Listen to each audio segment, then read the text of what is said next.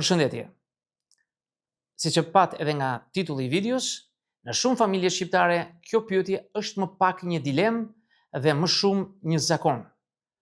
Fëmia rri me prindrit derisa të martohet, ose në disa raste edhe më gjatë.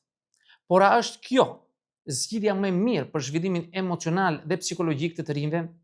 Apo jemi duke zvarritur pavarësimin për arsye sociale dhe ekonomike? Duhet të thënë që në fillim se jemi përballë traditës dhe zhvillimit psikologjik. Në kulturën shqiptare, edhe jo vetëm, është e zakonshme që fëmijët të qëndrojnë në shtëpinë e prindërve edhe në moshë madhore, shpesh për arsye ekonomike apo sociale. Megjithatë, psikologjia moderne na thotë se ka një kufi natyror për këtë varësi. Përveç se ndikon tek individët, një qëndrim i gjatë në shtëpi pas sfida reale mund të sjellë dhe pasoja afatgjata në vetbesimin dhe aftësinë për të marrë vendime.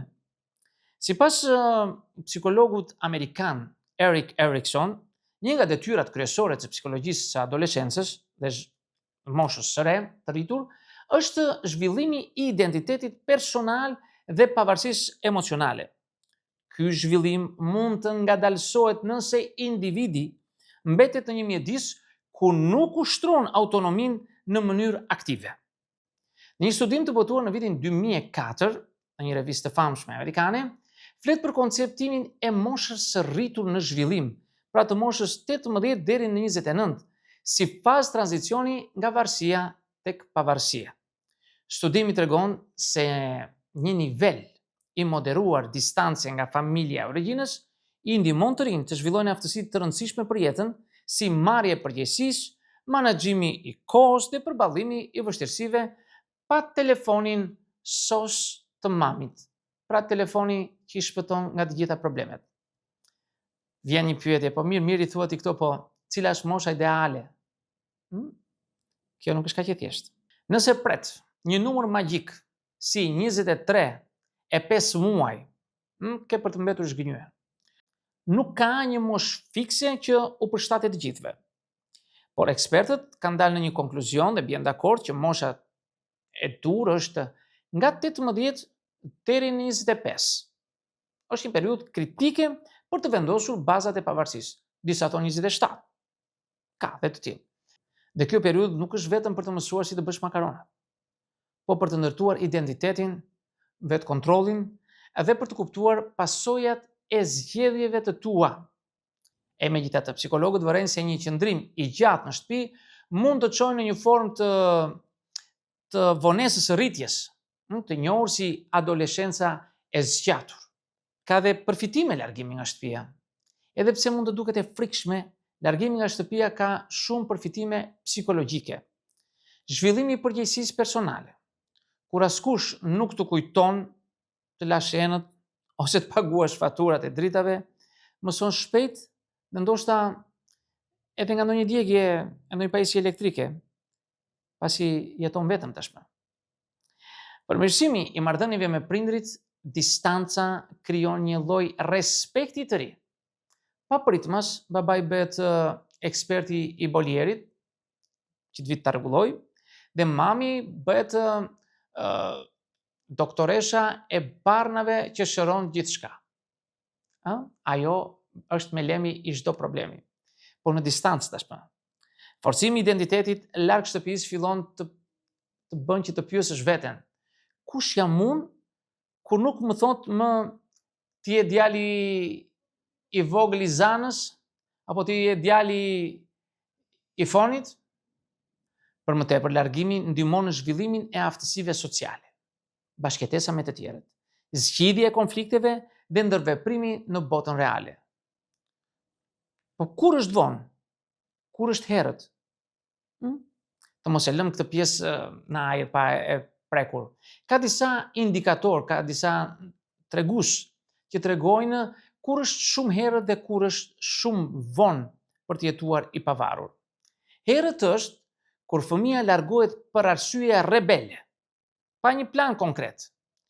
Kur është ende emocionalisht ose financiarisht i varur, por mundohet tani të luaj atë djalin e rritur, kur përdoret si formë ndëshkimi ndaj prindërve.